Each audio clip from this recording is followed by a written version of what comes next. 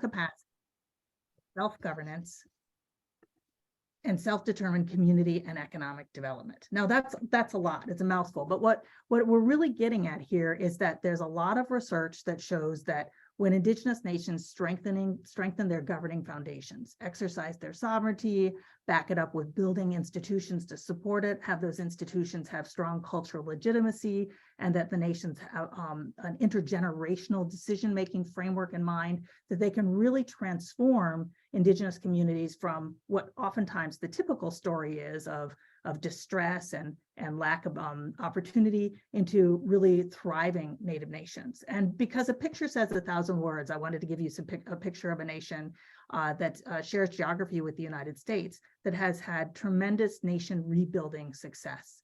And that's Citizen Potawatomi Nation that actually was relocated from some of the lands that Western Washington University is actually on, some of that region. It's originally of the Great Lakes region, and many other Potawatomi bands, as you know, are in the greater area now called Michigan.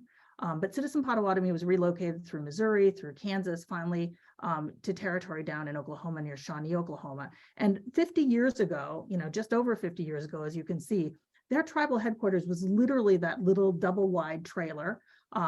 And as the current tribal chairman likes to say, 3 of the worst cars ever built in America are parked outside of it. And I don't remember what they are, but I think the Gremlin is probably one of them. And they had $550 in the bank. You can see the land around them is kind of scrubby Oklahoma farmland. Today, they did an economic development study that was published in 2021, and they have a $729 million overall regional economic impact. And you can see they operate out of a very modern, large tribal headquarters from which they run all aspects of governing for their nation, from courts to the legislature. The BPC team. I'm by day a assistant professor of philosophy at Georgetown University, where I teach mostly Indigenous. And they've grown significantly over that time period. I want to stress, though, that these processes of strengthening governance that bring about these fairly dramatic changes in outcomes are really not just economic development outcomes. They're outcomes that affect all aspects of Indigenous community life.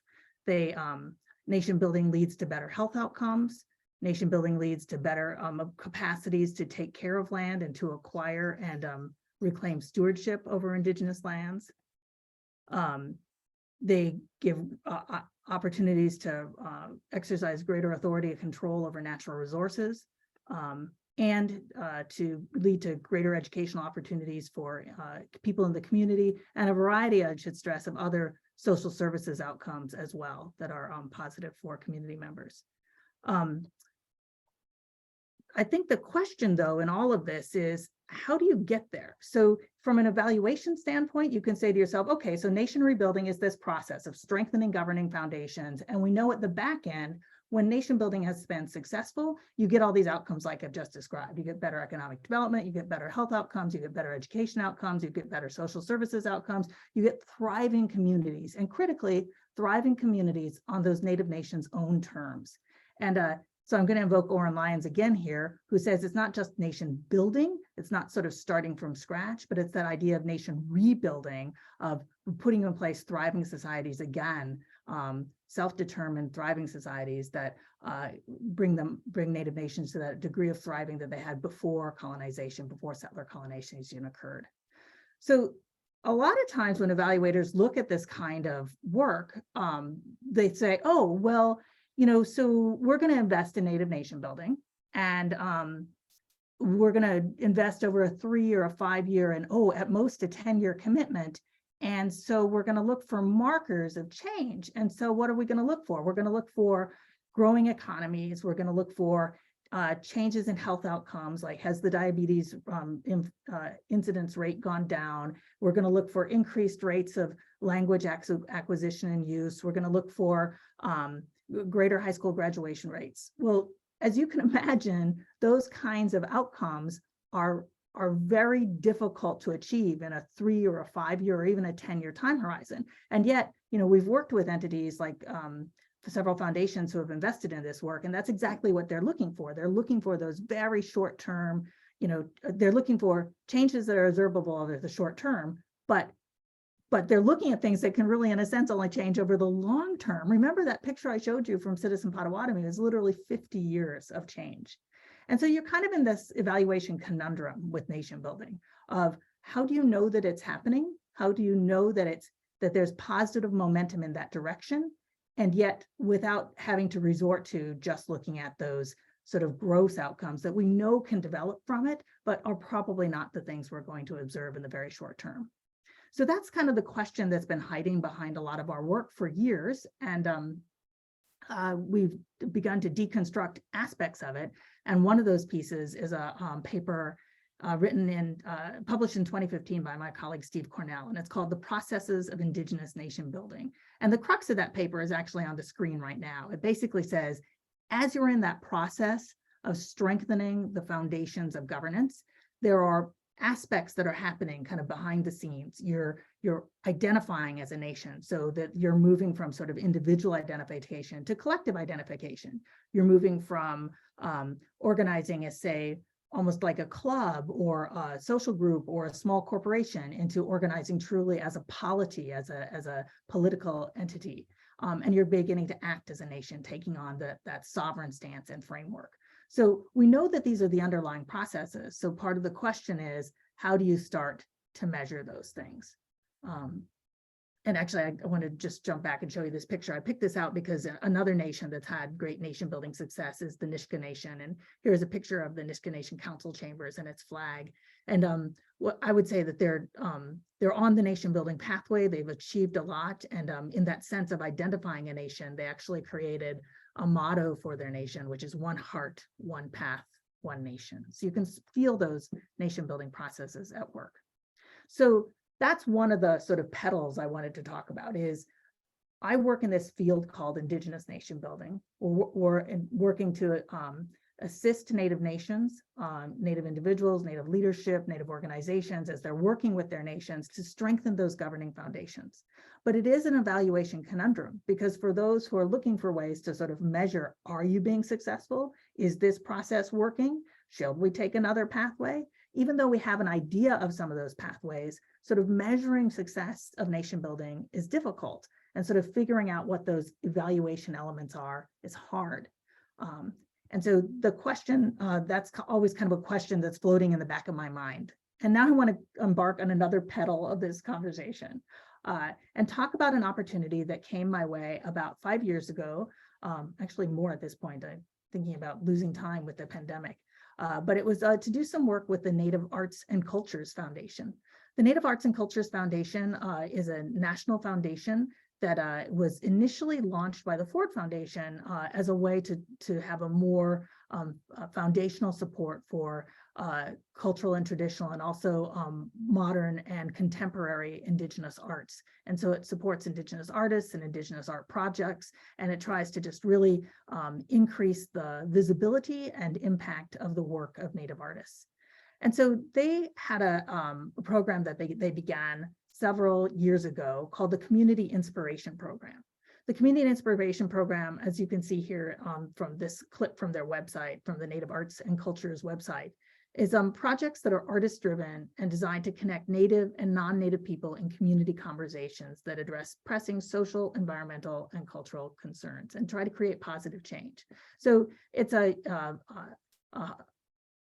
sort of high-minded, in a sense, program, and it selected 4 artists and arts collaboratives to get its initial award. And the grant funders asked that it also be evaluated. Well, as you can imagine, there was a lot of nervousness about the evaluation. So here's just a little bit more about the project. Yeah, it actually was more than 5 years ago. It started in 2015. And it's really focused on social change. And I want you to hang on to the idea that these projects are all focused on community engagement and social change, because that's going to be a critical piece in thinking about the connection I want to make at the end of this petal. The Native Arts and Cultures Foundation leadership realized that it needed to convince its funders, like I was saying a moment ago, and also its board, that these kinds of projects were worthwhile to fund. I think there was some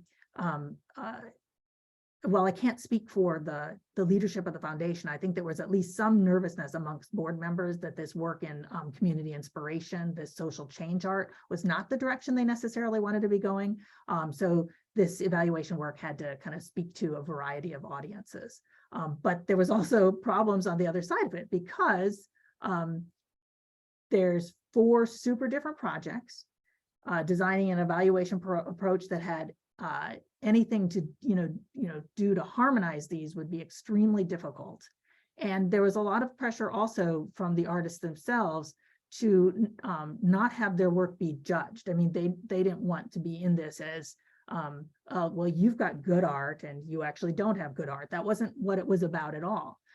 So they didn't want it to be focused on them. We knew that the evaluation had to be focused on what is your artwork or your art project motivating in the community? Is it pulling out those community inspiration goals that the foundation was interested in achieving by providing funding for your work? And you can imagine that a lot of traditional evaluation methods in any art space really kind of have the wrong focus and the wrong timeline, and they're not able to deal with diffuse data. I'm sure we could create a much longer list of about a lot of the things that might work for, say, program evaluation. We're never going to work in this context. And there was also a demand in this context to do some different things.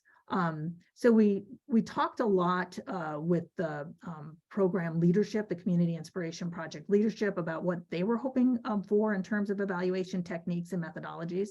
And they were really clear they wanted Indigenous evaluation methodologies, which would involve Indigenous knowledges, story, project-driven meaning, that there would be an emphasis on personal and community self-determination, and that everything would also be highly collaborative. There was a desire to think a little bit about logic models, because these projects were intended to produce outputs and outcomes for community change. And so we did a little bit of thinking about the new beans methodologies of counting new beans, of thinking, are there things that are countable or observable or measurable that would help point us toward outputs or outcomes that could be attributed, that were community inspired changes, for instance. And also thinking a little bit about a social profit framework of, are these projects producing social profit for the communities that they are aimed at? So we had a lot of those ideas kind of churning as we began the evaluation process, interviewing all of the artists, observing their creative processes, asking them a lot about what their intent was, trying to sort of get inside their heads a little bit about what they wanted to see their projects do. And then as much as we could, going to various places where their projects were being enacted. So you can see in the photo here on the right is actually some of the work by the Emily Johnson's dance company Catalyst, which she had put in. One of the projects that was funded was her work that was called Shore, which was a 4-part performance that included community members coming together to do something, usually along a water line or a shoreline, to do something for the environment. It might be cleaning up, it might be planting. The second day they would do the gather here thing, and folks would come together, and there would be a curated public reading of poems and prose. Emily would always enter some items as well, but it was community produced, so that there were everyone from school children to grandmothers participating in that event.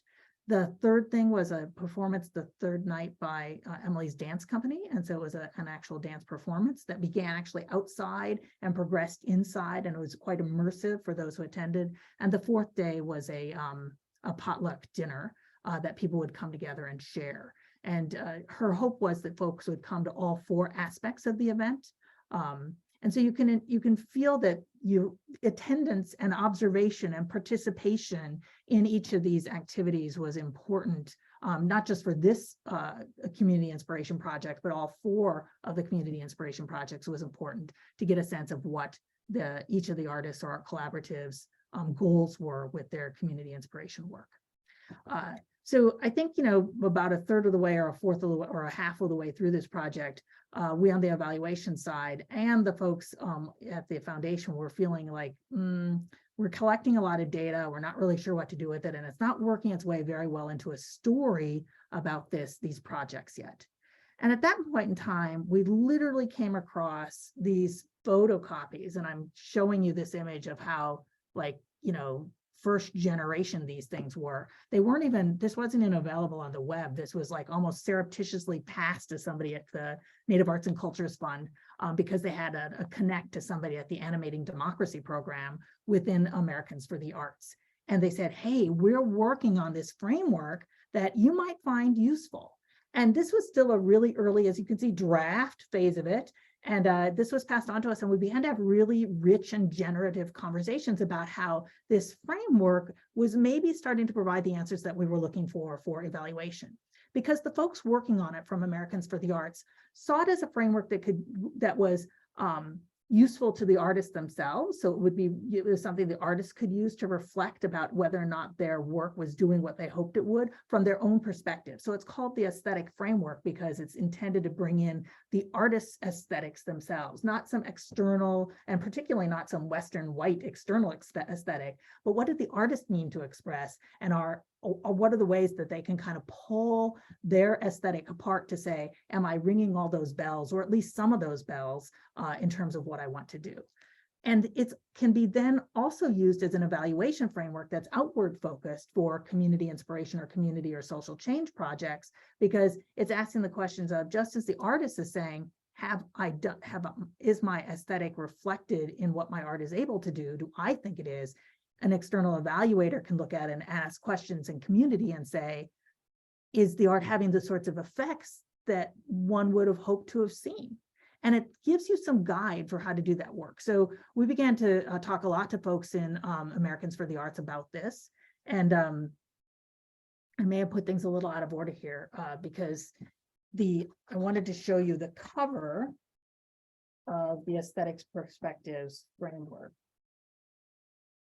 Yeah, I apologize, I'm going to skip slides a little bit for you. Here's the cover. So they created this handbook, the Aesthetic Perspectives, Attributes of Excellence in Art for Change. And there are these 11 attributes that they then provide in this framework, ways for artists and evaluators and others to use the framework itself. And so of these 11 attributes, they then break them down this way. So I'm just showing you now on the screen the first attribute of commitment, and they provide a definition of what that means, and then a series of questions that would be useful either to an artist or to an evaluator or others in trying to really deepen this work and understand what it's doing. And so if you look at this list of questions, and I know the print is small, so I'm actually now going to give you a bigger print of these are some of the kinds of things that under the commitment aesthetic, they're asking folks to consider. And each of these questions isn't necessarily an evaluation question for community, the kind of question that we would have wanted to ask as evaluators for the Community Inspiration Program, but some of the questions are. And that's the point of it, is that on these lists of questions provided by Americans for the Arts, is there's always a question that is kind of more community focused, that is more the external evaluation focus. And on this list, some of those questions are as how committed are partners to engaging artists at an early stage to allow for maximum value? So is that their collaboration? Is there a plan for ongoing change? To what extent is the work drawn on the core strengths of the artists and the participants? And the questions go on. I've just pulled off some of them on this list. You can see on this earlier list that there's a series of questions related to the artist's work as well. So this is just one example. Remember, there are 11 of these attributes, and each one of those attributes in the handbook that they provide has that series of questions that you can go through and pull out. What are the things that demonstrate that this attribute or aesthetic is present? And so we ended up finding this extremely valuable for thinking about these 4 projects that were quite different from one another. I've talked to you a little bit about Shore, which was the Emily Johnson Dance Company Catalyst production. There was a piece that was done by the Sundance Film Institute that was trying to teach folks to use multi-platform movie style or digital outreach to be creators in this sort of almost a 4th generation of movie making space, really taking advantage of some of the smaller outlets like Facebook Live or Vimeo or TikTok or any of those kinds of things, or stringing those together into serial productions and things like that, but not thinking so much about feature film, and even having some things that could be interactive between the filmmaking and the filmmaker and the viewers as well. So there was a lot of training around that kind of smaller scale, what they called fourth generation filmmaking. We did a little less with that group than with the two others. One was a slam poet who actually was an MIT trained nuclear physicist who is Native Hawaiian and had won several slam poetry contests and had received funding from Native Arts and Cultures Foundation for a new kind of epic slam poetry production and event that is about the Hawaiian creation story. And then the fourth piece that was in this was something called Repellent Fence, which was produced by the Arts Collaborative Post Commodity, which created a land art project where large scare eye helium balloons were mounted on huge cables to float above the US-Mexico border right at Douglas, Arizona, and Agua Prieta, Sonora, and it spanned a mile in each direction. And as they talked about it, it was a way of kind of stitching the border back together and reminding folks that for Indigenous peoples, the border doesn't really exist at all. So those four projects, and we spent a lot of time in those four projects, and we used these attributes to better understand the projects and their effects. And so I'm going to quickly go on and tell you a little bit about these two, disruption and stickiness and risk-taking, in the context of Repellent Fence. Now remember, Repellent Fence is this art project where these enormous scare eye balloons, and if you look at the back of this slide, the image that's coming through is that scare eye image. It's an image that a lot of Indigenous people right up and down the Americas have used. And it is kind of used in garden ornaments right now to scare away crows, but it's a deeper sort of all-seeing eye or image in a lot of Indigenous iconography. And so this was on those large balloons mounted above the border. And there were a variety of projects that took place around this. There was an art show, there were lectures, there were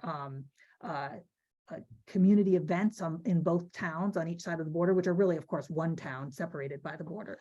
And so here's some of the kinds of things that we heard and saw as we participated and observed events there. No matter who you talk to during the land art installation, and no matter in what venue something was discussed, and no matter the medium in which something was published or posted, people talked about Repellent Fence as a challenge, as a disruption of how they thought.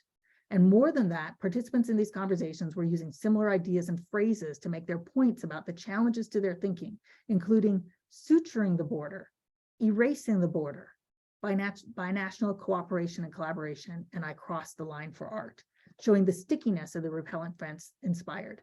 And numerous conversations have begun change or move faster forward as a result of Repellent Fence disruptiveness. So we talked to folks right there at the event and talked to some folks later on from the event, several months later. And these phrases were still being used around the suturing the border, the emphasis on binational cooperation. And this I crossed the line for art was actually made onto t-shirts that were sold at the event. And so that was another way to make it sticky.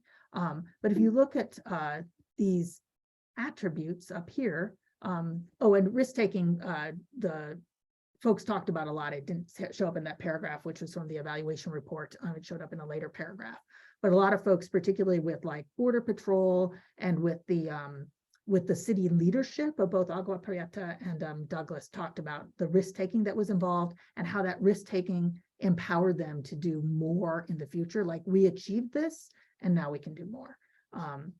So those three attributes helped us understand what Repellent Fence was doing, and therefore be able to watch for those ideas as we talked to people and observed what was happening as a result of the art project in community, and to better understand its social impact and social change potential. I want to give you one more. Think a little bit about the communal meeting and the sensory experience.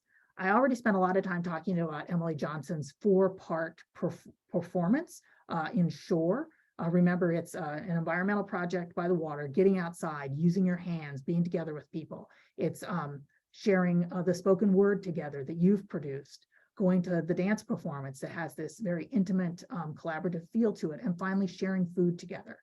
And Emily Johnson was very clear that one of her hopes in this was to create change, and she ran her own evaluation alongside of this, using people kind of writing back months later about what they had experienced. But one of the things she was looking for, and that we were looking for, is a sense of, did folks emerge with the communal meeting, and did the sensory experiences that they had together, like putting their hands in the soil, help cement these ideas for them. And we certainly, this is just a statement from the evaluation report, we certainly saw these things happen. Viewers and participants that we spoke to and that were returned in the evidence that she gathered as well, talked about how they had that communal meeting, that they came from different places, but that throughout their participation in the events, they began to share certain ideas, particularly caring for the land, and that there were people there who had, while they might be different from one another, they had some shared values. Particularly around taking care of one another, for instance, at the shared meal, or respecting and wanting to have cleaner water, more productive land, etc. So the sensory experience helped with that. And a lot of people in particular, and this won't surprise anybody who's Indigenous in the seminar, that communal meeting emerged from a lot of the sharing of food as well. That was a really critical aspect for many people. So again, all of the community inspiration project programs, really our evaluation or our assessment of their social impact benefited a lot from this Arts for Change and Animating Democracy framework called the Aesthetics Perspectives Framework. And so, well, this was for us, not typical work that we would have done at Native Nations Institute. We got into it because we were invited and kind of asked by Native Arts and Cultures Foundation to do it because they trusted the reputation that we had and hoped that we would bring some sensitivities to the work and be willing to explore with them the evaluation process. I would say that we at Native Nations Institute benefited even more from it because it challenged us to start to think about, what did we just learn from this process? What did we just learn from applying the aesthetics perspective framework about evaluating and understanding in a more regularized sense these processes that are very difficult to describe or even to understand? And so it was that second point of, hey, we just learned a lot about how to assess a process that's very difficult to describe and even difficult to understand by doing this work. And Pam Korza, who is one of the developers of the Aesthetics Perspective Framework from the Americans for the Arts, heard me chattering about this to the folks at Native Arts and Cultures Foundation. And she said, geez, you guys are some of the first who have applied this framework. Not a surprise, since we got the draft of the framework and we were so excited about it when we first saw it. But she also said, you're some of those who are thinking more broadly about what it can do in terms of animating democracy and helping us think about other places and spaces in which this Arts for Social Change set of ideas can be used. And I actually wrote about them in this blog that's posted up there. I'm not going to click on that link, but you can go to it if you want to see a little bit more of this discussion that I've just been having with you. And then the connection that I make to nation building, which is, remember, that's the core work I do. So now we've gone off on petal 1, we talked about nation building. Petal 2, this experience of the community inspiration program and the evaluation experience there, and then kind of bringing that back to home of, we've always been struggling with better ideas. What are some better ideas for understanding nation building? And again, we've sometimes used a mixture of techniques, thinking about Indigenous methodologies and logic models and new bean style approaches. And now we're adding to that aesthetic evaluation and social profit evaluation. I've done various pieces of writing over my career about these kinds of things. I wouldn't necessarily put these same labels on it, although post facto I can put those kinds of labels on it. This piece, Indigenizing Evaluation Research from 2004, I would argue is a new bean style of approach. It's trying to get to say, how can self-determined evaluation occur by asking questions about how do people in the community think, what do they think matters in terms of movement toward the goal, doing a little bit of work.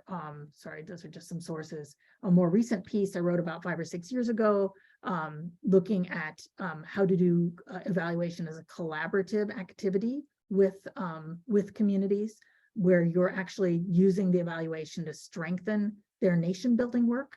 So, and in participating in that nation building work with them, you're actually learning about the effects of it as well. But you're not just imposing yourself as an outside viewer. So of course, there are concerns that you might be tainting the work yourself by being engaged in it, but it's about making sure that it's collaborative and striving to not take from the community, but give to the community. And this little image basically says you start off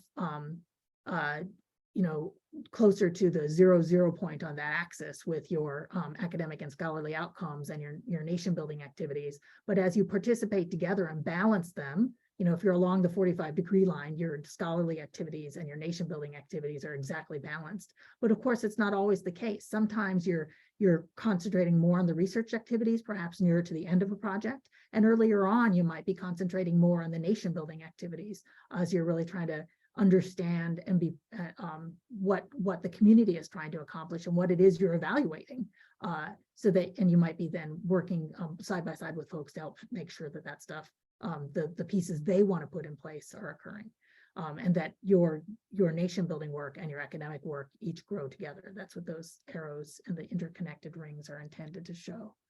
So we've had a lot of thinking, in other words, in various pieces and through lots of different reading and trying to integrate the work into understanding about how to evaluate nation building. But really, until we came across the aesthetics perspective model, did we get some better language, in a sense, for talking about how to evaluate nation building. And again, I apologize for jumping around on the slides, but I want to go back to this group of people that I'm showing you here. In this image, is on the campus of Charles Sturt University in Wagga Wagga, New South Wales in Australia. And the gentleman at the back is a university representative, Stephen, whose last name I've forgotten. And then across the front is Letitia, her son Yindamara, Stan Grant, and his wife Bet. And those four in the front have been working with Steve at the back for now 15 years. On really trying to revitalize and rebuild the Wiradjuri Nation, which is one of the larger Indigenous nations in Australia. It's in the interior of New South Wales, but it was an early contact nation, and it was significantly dispersed through settlement activity, and very intentionally, because you have to remember, of course, that all settler colonial learning from the US and from Canada was just carted across to Australia and New Zealand and applied sort of in more harsh forms there. And so this is a community that suffered from wells being laced with strychnine, with lots and lots of stolen generation, children taken away from community and only much later returned or never returned, so that there's whole generations that are called stolen generation. Land was taken away, as we know it did other places. Communities were dispersed onto missions, and then the missions were destroyed, and folks were told that they could only live on the outskirts of towns in areas called fringe camps. So you can recount the stories that would be familiar elsewhere in other British settler areas, but this is a nation that had high impact. So they had a lot to restore to build up from. And Stan Grant there was the individual who really carried forward language use. He worked with a linguist to write a dictionary, eventually became frustrated with the linguist teaching style, began to create his own programming, and with Charles Sturt University created a Wiradjuri Culture, Language, and Heritage Certificate Program. And Letitia is one of the young people who teaches in that program, and she's raised her son only speaking Wiradjuri from a pretty young age. He speaks English now, of course, he's a teenager, but was one of the first language Wiradjuri speakers in a really long time. So again, a familiar story that we know, but from other nations in Canada and the US and elsewhere in the world. But how do you know whether or not this is successful as a nation building practice? And so we began to teach into this program with nation building teaching. So the certificate program is deep language taught by Uncle Stan and Letitia, deep culture, where they pull out the cultural elements from a lot of the language teaching, but keep the language teaching moving through it. A third course or a subject of nation building, and the fourth subject to round out the certificate program is doing a supervised project under the supervision of community elders for the community. So it can't be an individual project, it has to be a community project. So how do we know this is working? And how does social profit or aesthetic evaluation, aesthetic perspectives evaluation help us know that? So I want to share with you just a few things. Sorry, out of order again. So here's the aesthetic perspectives again, reminding yourselves of them. Here's some definitions of them. Again, you can go online and get the aesthetic perspectives handbook, or you can write to Americans for the Arts and ask for it. But I want to just close with a couple of these comments that we've been collecting from class members as they've been through this Radri Language, Culture, and Heritage program. And I know the handwriting is hard to read, so I'll go ahead and read it. I'll be thinking about that preferred future and focusing on getting there. I also want to look, listen, and learn. I'm excited about the process. With the Identify, Organize, and Act, there is a simple but powerful words to fit everything into that I do. I added a few words there to make it make sense. But this phrase, I think, really, this piece of feedback really points to the stickiness of the teaching around that set of ideas of identify, organize, and act, that those are the processes of Indigenous nation building. And it's also talking about that the sort of commitment, which is one of the other aesthetic principles of commitment, in this case, to a joint shared future. So they talk a lot in the nation building class about imagining this preferred future for the nation to move toward together. So you're getting this stickiness, which is one of the attributes, and also this communal meaning and this visioning together as signs of progress toward nation building. Remember, that was the challenge that we had on the table before, is how do we know that the work that's being undertaken is moving people in the direction that as positive movement toward nation building? Here's another one. The idea of nation rebuilding and not nation building made a difference for me. Before the course started, I straight away thought, why is it called nation building when our nation is here and strong, but we want to learn and develop skills, ideas to rebuild our nation? So again, the stickiness of that idea and the power that is in reconceptualizing what people are thinking. One of the other aesthetic attributes is disruption. And so you can start to feel disruption in that too, that there was the disruptive idea of we're not just building from scratch, but rebuilding to go back to who we were. And that is a very disruptive idea in Australia, because one of the colonial processes was to say, you know, this is terra nullius. There was nobody here. This is an empty land. And to the extent that there was anybody here, they're just some Aboriginal individuals. There's no nation. There's no political collectives. You know, it was just kind of nomads wandering around and taking advantage of some stuff that was in the bush, but no real polities, you know. So that kind of literally that sort of sensibility is what was taught in textbooks, which is the idea that a lot of settler colonial people, and even to some extent, some Aboriginal people had. So this idea of nation rebuilding is extremely disruptive. And so you can see that aesthetic attribute there. And one more. This class, lifted a fog and a feeling of helplessness that had crept in over the last 18 months. I did not know why I was doing this course, but this subject had me knowing of why am I here at this point and at this place in time. So that change of being in one place before and then being in a new place, again, that's one of the attributes around communal meaning. And further on in this same evaluation form, in answer to another question, the student talks a lot about cultural integrity, of that feeling of helplessness, that they couldn't be a cultural person, that they couldn't practice culture, and now they understand that they are fully a cultural person in the nation rebuilding process. So the 11 attributes we've found very helpful in terms of tracing through what the changes are that Indigenous nations are going through as they are undertaking nation building, and really helping us know what to look for as we're having conversation with folk to sort of see if the processes and interventions that are being made are having a nation building effect, so that we don't have to be sort of left to only be looking at, did your diabetes incidence rate change? Do you have a lower unemployment rate? How many people graduated from high school this year?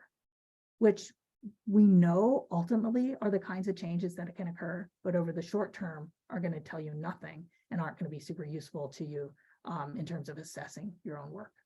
So I've tried to go kind of quickly. And again, I apologize that I went off on sort of two big petals and then kind of a third one to sort of talk about applications. But hopefully in your mind, it's fitting together as that big question of, if you're undertaking this kind of work like Indigenous nation building work that on some level has clear distal outcomes, like, those things are on average going to happen, but not really knowing what those proximal outcomes are, outputs are, that we found the aesthetic perspectives framework to be something from an evaluation standpoint and an assessment standpoint that helps us really understand if the kinds of interventions that we're advocating for, undertaking, and assisting community members to do are really going in the right direction. So with that, I'm happy to take questions.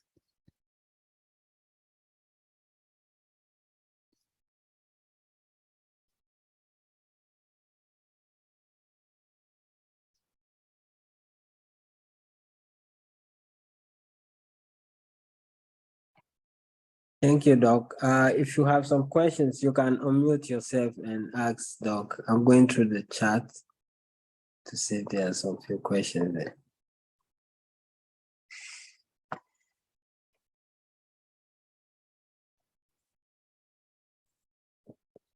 Hi, Miriam. I'm the director of the Evaluation Center. So thank you for joining us today. I really appreciate this real life example of this very different approach and different context that I'm used to. I love that framework, and I totally get how it kind of helped you focus your attention about what to look for and do that evaluation. How might it go if you, for example, didn't find evidence of one of those attributes or found something negative? Just like, how might that be approached, in that cultural context? If you could speak to that. Yeah, thanks for that question, Lori. So I will say, out of the box, we did not find any counter evidence in the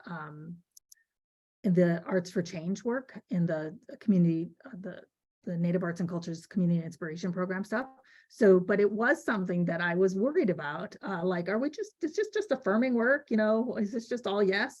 So as we apply it to the nation building framework, we absolutely have found some things that we're not, you look around, and especially in that written feedback from the class. And we've used a lot of interview techniques where we're just getting nothing.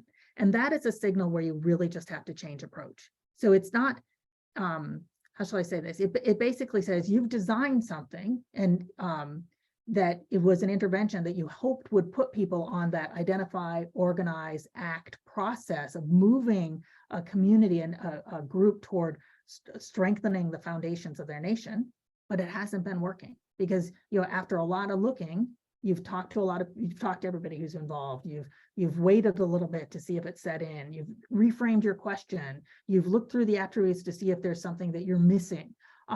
So you've kind of done that, sort of some responsible follow-up, and you're not seeing it. It says reframe, do something different, try a different intervention.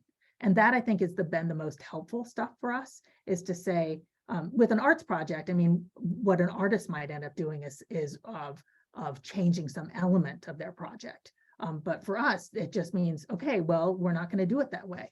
A great example was early on, and this, I don't want to just stress on the RADRI Language, Culture, and Heritage Grad Cert program, because that's not the only thing we've been up to. It's just that it's probably the project in nation building that we've done the most evaluation work with, because there are actually a couple of people who are doing graduate degrees based around evaluating it as well.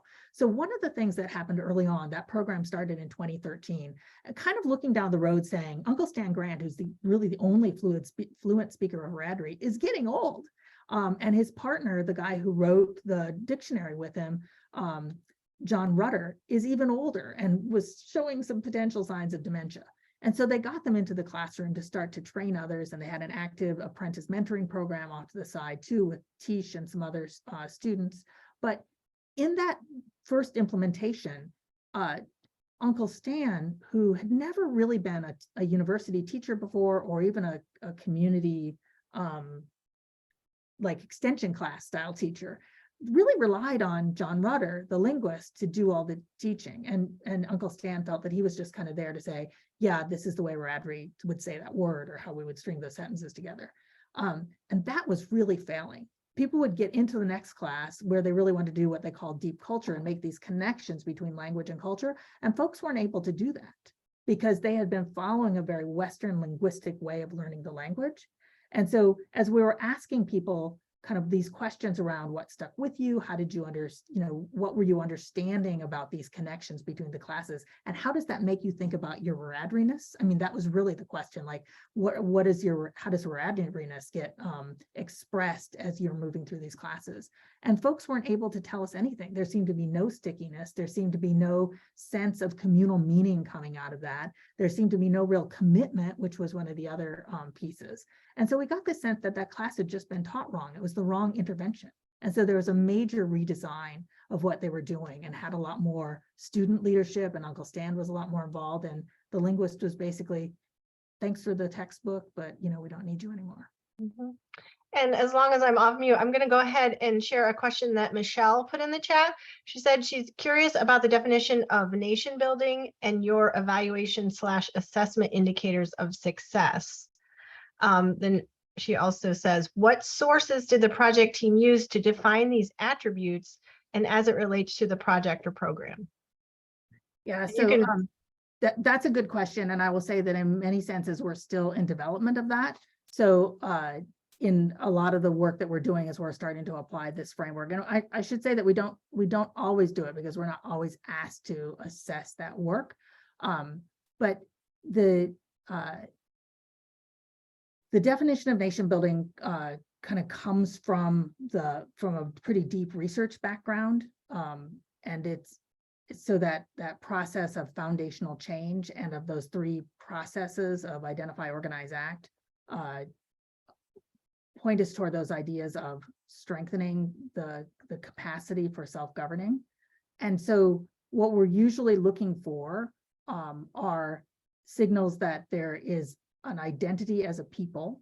So this and so those markers of success are things like, are you getting signs that there's an identification as a polity, or are you getting signs that people are questioning whether or not their polity is correctly defined? And then the markers of success around organizing are things like, are you identifying whether or not your organizational structure, your institutional structure is the thing that's working for you and that you like? And that depending on what the change that people are looking for is, those markers of success may be different. And then the acting as a nation, that tends to be almost the hardest one to think about, because your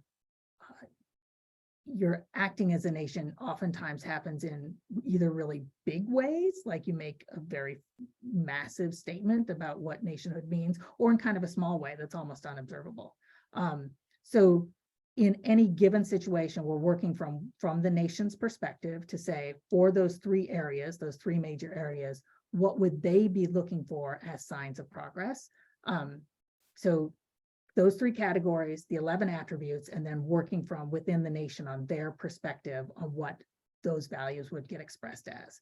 And so there's no set of markers, but there are some pretty common ones. I know this is a long way of answering her question, but I'll go back to the identity piece, because a really common one is people talking about a shift in their perception of self, that they may have identified as a person of color or as an Aboriginal person or as a Native person, but they didn't see how they fit in there to their community, and they didn't feel welcome. And now they know how to fit in, and they experience a sense of welcome. So it's those changes of cultural connection and of commitment to nation and of an understanding of self. And so those, as you read through the aesthetic attributes and the kinds of evaluation questions that come from them, those point to the sorts of markers that the community itself would define as having met that attribute. I want to just back up a one moment and say that feels very situational, and it is, because one of the things that the aesthetic perspectives framework is good at is saying, remember, art suffered for a long time from being told by outsiders what was good art. It was this white male European kind of view of, well, we like stuff that has perspective points and chiaroscura or whatever it's called. And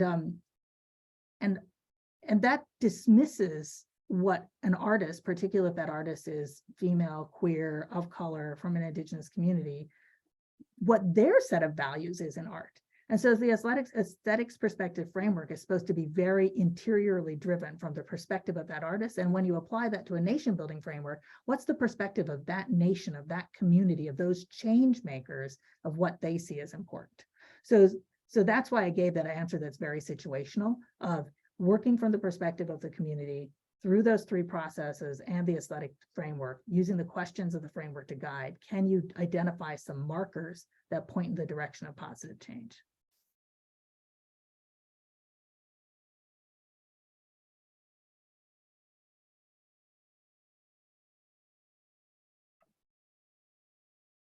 Thank you very much, Doc. There are some links in the chat box that folks can just click to open up so that you can read more about the framework and some additional information on the presentation. So thank you this afternoon for joining us today. It's been a wonderful sunny day here in Western Michigan. We thank Doc for taking the time to present this wonderful topic to us this very day. So we are so grateful for that. Be sure to register for our next Eval Cafe, where we'll be joined by another professor who will be speaking about Indigenous data governance. He's a professor for Center for Native American Study at Northern Michigan University. Thank you very much and have a wonderful rest of the day. Bye-bye. I have a question. Oh, Okay. Miriam, Okay, yeah, go ahead. I put it in the chat and the question was, could this framework be applied to substance use, to address substance use disorder and our mental health issues in Indian country? Because it sounds fascinating. So I think the answer is yes. I had a bizarre conversation along exactly these lines. And I say bizarre from the standpoint of I never had a chance to follow up on it. It was one of those like 30-second conversations. And I wish, I didn't catch the guy's name, but I can remember he was from somewhere in Nebraska. And he was saying the same thing. He came to the presentation that we gave at the AEA, Pam Corzine, and he said, I think that this is going to be really useful for, and he was doing behavioral health, right? For behavioral health work with youth. And I said, what? I don't understand how it applies. He's no, think about it. And he just very quickly gave me boom, boom, boom, boom, boom. And so other people are thinking along your lines, but I haven't, like I said, that was just my, it was one of those kind of conversations. So I think yes, but to go back to what I was saying a moment ago in response to, I think it was Michelle's question that Lori read out, that I think you always have to be careful to say, what does this situation require? And can I identify, what am I really looking for? What kinds of comments, changes am I starting to look for guided by this framework? And there is an evaluator's guide to the framework. I see somebody put the framework in there. The evaluator's guide is available too. And because there are two ways to use it. On one hand, the framework is useful for the artist to reflect, but the other way to use it is to sort of reflect on changes that happen in the community. And those changes can be individual and personal, or they can be community-wide. I tend to focus community-wide because that's the framework of nation building, but just spinning a little bit, if you're thinking about applying it in a mental health, behavioral health, substance abuse context, you might be thinking both about individuals and about community. Thank you very much. Thank you very much. Folks in the room, let's give a round of live applause for this presentation. Thank you. Thank you very much. Bye-bye, everybody. Bye-bye. Bye. Thank you, Lord.